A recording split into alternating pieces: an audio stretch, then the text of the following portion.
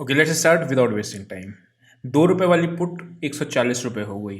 2 लाख रुपए लगाए होते तो 1 करोड़ 40 लाख रुपए हो गए होते। ऐसा बहुत से आपको आज शॉर्ट वीडियोस रील्स देखने को मिलेगी। इन सब चक्करों में नहीं पड़ना है। हमने भी 4 ट्रेड्स लिए थे, चारों ट्रेड्स सक्सेसफुल हुए थे। ऊपर पे सेल भी किया था, नीचे से बाई भी किया था, बट वो सब रेलेवेंट नहीं है। अभी हम लोग करते हैं कल का एनालिसिस को स्टार्ट, और कल क्या होता है वो चीज़ अपन लोग देखने को मज़ा आने वाला है। ठीक है, क्या वापस से ऐसा मूव आएगा क्या नहीं आएगा, बट एक चीज़ ध्यान में रखना, पता है क्या है, इतनी वॉलिडिटी को एक्सचेंज को कुछ ना कुछ देखना चाहिए, है ना। अभी प्रॉफिट बनाया, हमने भी सेल किया हुआ था टॉप पे, लेकिन प्रॉफिट बनाया, लेकिन बट ऐसा नहीं होना चाहिए, है ना। वो मार्केट के लिए गंदा हो जाता है फिर, राइट। तो एनीवेज जो है सो है, क्या कर सकते हैं, स्टार्ट करते हैं। अपन लोगों ने कल क्या देखा था कि मार्केट को एक बाउंस होगा, सारा जो होगा वो अपने को सेल के बारे में कह रहा होगा। ठीक है, तो एक बाउंस पेंडिंग भी था, ये चीज़ अपने ने देखी थी।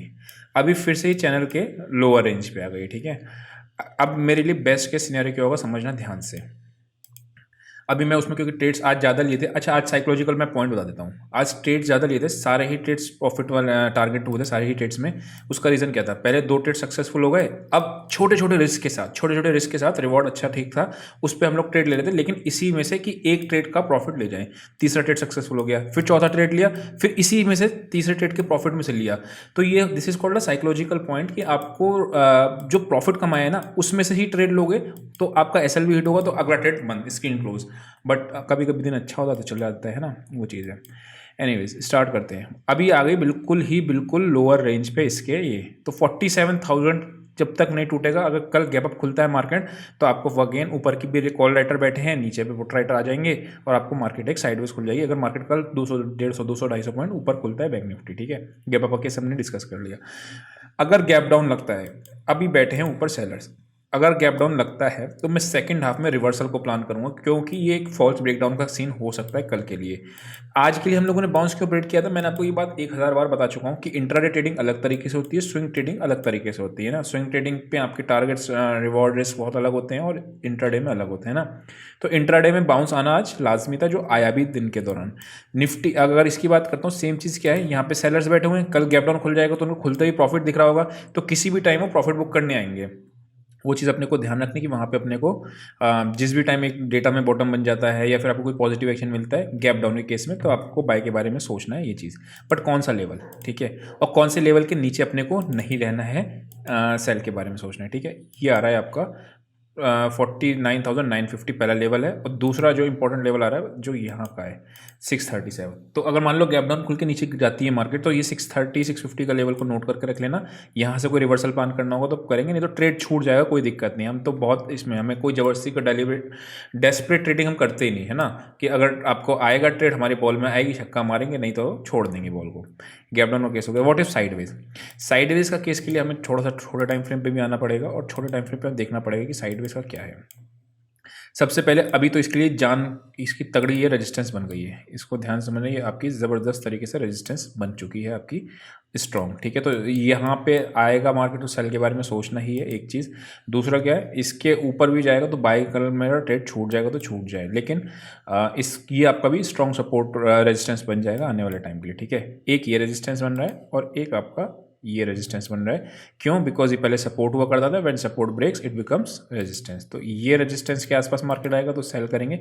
बोथ साइड अपॉर्चुनिटीज के लिए ही प्लान करेंगे, जैसे आज किया था ना, बोथ साइड के लिए बाय का भी बना सेल का भी मिला, वैसे ही इस केस में भी। ठीक है, तो ये दोनों लेवल को मार्क कर लिए, और कल क्वांटिटी साइजिंग थोड़ा सा कम रखना, बिकॉज साइडवेज हो जाएगी मार्केट तो कॉल पुट दोनों के अपने यहाँ के गलने चालू हो जाएंगे, देखना फिर उसमें दिक्कत आ जाएगी फिर आपको, है ना, जैसे ये वाला दिन था ट्यूसडे वाला दिन। तो वो चीज़ को ध्यान में रखेंगे, और लेवल्स हम लोगों ने नोट कर लिए।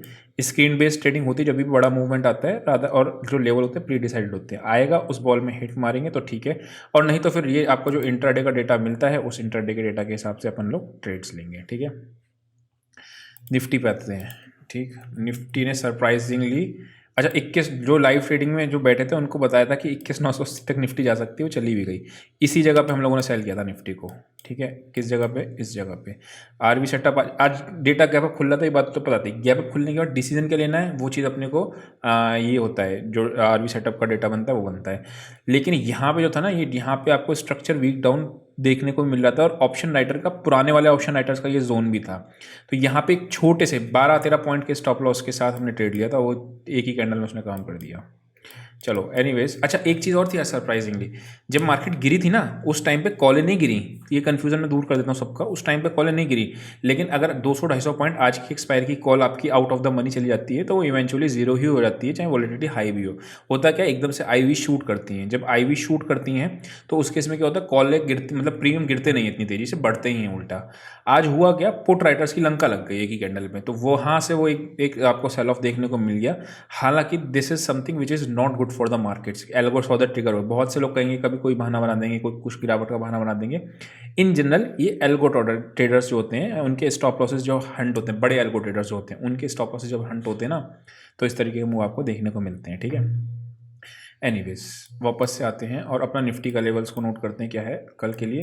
22,150 एक आ गया, और नीचे अगर मार्केट आपका यहाँ पे ये है कौन सा 950, अगर मार्केट आपका यहीं कहीं खुलती है तो आप देखना कि ये ऊपर की रेजिस्टेंस आपकी है जाएगी 200 की, और आपकी ये नीचे की रेजिस्टेंस आएगी इसके नीचे की। ठीक है, तो उस चीज़ को अपने को ध्यान में रख के चलना है। तो निफ्टी में भी वही सेम चीज़ है और बैंक निफ्टी में भी सेम चीज़ है। वन डे का एक बार चार्ट देख लेते हैं ताकि अपने को एक बड़ा ओवरऑल पिक्चर दिख जाए। ठीक है, अभी तक मेरे खुद के ट्रेड्स में जो आपको दे रहा था यहाँ से लेके यहाँ तक, इस कैंडल तक बाय केवल सेल ऑन राइज ही कर रहे थे, sell on rise sell on rise.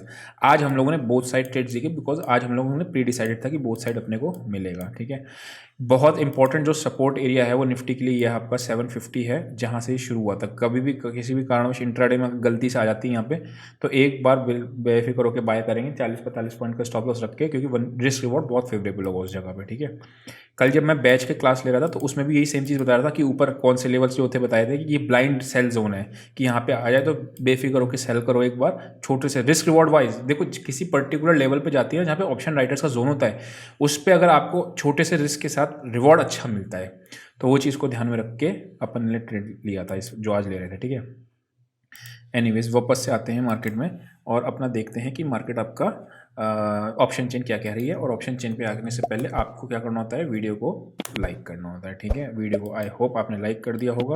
अब चलते हैं आपकी ऑप्शन चेन के ऊपर। ठीक है, निफ्टी की ऑप्शन चेन एक्सपायर हो गई 25 ये। ठीक है, देखो मैं ना एक चीज़ मानता हूँ कि आपका एनालिसिस कैसा भी हो, कुछ भी हो, अगर आपको स्क्रीन पर प्रॉफिट्स कर पा रहे हो अच्छी बात है, अगर थोड़ा बहुत ऊपर नीचे भी होगा चलेगा। अगर आपकी एनालिसिस बहुत अच्छी है और आप प्रॉफिट में कन्वर्ट नहीं कर पा रहे तो मैं उस एनालिसिस का करूँगा क्या, राइट। एक्चुअल में ट्रेड में अगर प्रॉफिट बनेगा तब बात है ना, वो चीज़ है। तो 22,000 की अगर मैं बात करता हूँ तो निफ्टी की कॉल पे 17 लाख, 17 लाख, 23 लाख, 28 लाख। एक्चुअली में कॉल राइटर कहाँ पे बैठे हैं ना, मैं आपको इस शीट में मेंशन कर दूंगा। यहाँ पे आओगी तो ऑप्शन राइटिंग के जो लेवल्स दिखेंगे आपको, ऑप्शन राइटिंग के लेवल्स, ऑप्शन राइटिंग के लेवल्स आपको ये दिख रहे हैं। ठीक है, ये आपको दिखेंगे, देख रहे हो यहाँ पे मैंने आपको गैप अप बताया था, इंडिकेट्स गैप। गैप अप होने के बाद डिसीजन क्या लेना वो एक सेकेंडरी चीज़ हो जाती है, लेकिन गैप अप खुलता है वो आपको बताता है। तो यहीं पे आपका 18th के लेवल्स नोट हो जाएंगे कहाँ पे ऑप्शन राइटर बैठा है। अभी के लिए फिलहाल देखते हैं तो ऑप्शन चेन में वापस आते हैं कि डेटा स्ट्रक्चर क्या बने हैं। 22,000, 10 लाख, 10 लाख। ठीक है, मतलब सब लोग थोड़ा कोई खास बना के गए नहीं है। 10 लाख, 10 लाख, 20 लाख। ठीक है, सेम ही दोनों साइड सेम है, तो मतलब कॉल पुट दोनों बेच के गए हैं। प्रीमियम अच्छे हैं ना इसलिए बेच के चले गए होंगे। बैंक निफ्टी की बात करते हैं तो बैंक निफ्टी पे आते हैं। डेटा कोई सजेस्ट नहीं कर रहा निफ्टी का, अगर मैं बात करता हूँ तो कंफ्यूज नहीं होना उसमें। ठीक है, बैंक निफ्टी की अगर मैं बात करता हूँ तो ये आ गई बैंक निफ्टी के ऑप्शन चेन। और बैंक निफ्टी में ओके कुछ पुट्स वाले बैठे हुए हैं अभी भी फंस के।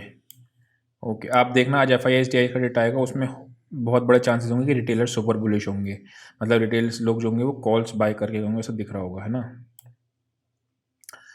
ओके, 46,800 तक की कॉल के अंदर राइटिंग दिख रही है। ठीक है, हाँ थोड़ा सा फिर सिनेरियो आपका ख़राब सा दिख रहा है इसमें भी। एक बार मैं 20 डे मूविंग एवरेज और देख लेते हैं यहाँ पे आके कि 20 डे मूविंग एवरेज वगैरह कहाँ पे वो है, क्योंकि जब भी ऐसे मूव आते हैं तो उसका सहारा लेना पड़ता है। 21,700 ये आपका 100 डे आ रहा है, इसने आज तोड़ दिया आपका 128 का जो लेवल था। 50 डे मूविंग एवरेज तोड़ दिया इसने, ये तो आपका तोड़ दिया था 280, 300। ठीक है, 20 डे यानी 20 डे का रेजिस्टेंस बन गया, वही जो सपोर्ट हुआ करता था 20 डे का, ये देख रहे हैं वो अब रेजिस्टेंस बन गया। 21,700 आ रहा है। बैंक निफ्टी में क्या आ रहा है एक बार उसको भी देख लेते हैं। तो 21,700 का लेवल ध्यान से नोट कर लेना। ठीक है, ओके 752 और यही यही एरिया आ रहा है जो हम लोगों को उसमें भी आ रहा था, मैंने आपको चार्ट पे भी स्टार्टिंग में भी दिखाया था। तो यही एरिया है, यहाँ से कुछ रिवर्सल प्लान होगा तो कर लेंगे, अदरवाइज ट्रेड मिस हो जाएगा तो कल हो सकता है सेल का ट्रेड मिस हो जाए। क्यों? बिकॉज मार्केट नीचे गिरी है, एक साइजेबल पुल बैक आएगा, फिर कंटिन्यूशन में जाएगा, तब मार्केट में एक अच्छा डाउन ट्रेंड शुरू होता है। वरना अब जो है, अगर यहाँ से हम लोगों ने सेल करना शुरू कर दिया था, अगर यहाँ पे हम लोगों ने लेट से सेल का ट्रेड आपसे नहीं हो पाया, तो अब ये यहाँ पे सेल साइड में इंट्राडे के अंदर रिस्क रिवॉर्ड उतना फेवरेबल नहीं होगा, उस चीज़ को ध्यान में रख लेना, ठीक है। हो सकता है गैप डाउन खुल जाए, मार्केट थोड़ा नीचे आ जाए, ओपनिंग रेंज का फॉल्स ब्रेकआउट दे दे, फिर मार्केट ऊपर चल जाए, ठीक है, वो चीज़ को ध्यान में रख लेना। तो लेवल्स हम लोगों ने मार्क कर ही ले हैं। आई होप को समझ में आ गया होगा। अभी के लिए इतना ही। See you next session. Till then bye bye.